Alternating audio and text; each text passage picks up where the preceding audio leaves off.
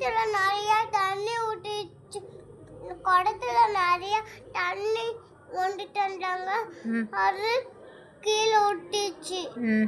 அது நாயெல்லாம் பண்ணுது. நீ எதுக்கு ஊத்துற மாதிரி தண்ணி மொண்டை? நான் முண்டுறேன். அண்ணா கீழே தண்ணி ஊற்றிட்டு எப்போ பட்டாலும் தண்ணி கீழே ஊற்றிட்டே இருக்கு. நான் கூட்டல. ஓ, நீ தண்ணி முள்ளும் போது எப்போ பார்த்தாலும் தண்ணி கீழே ஊற்றிட்டே இருக்கா? ஆமாம். சரி, இனிமேல் ஊற்றாத மாதிரி மொண்டுறியா? நிறைய தண்ணி மூண்டு தருவாங்க.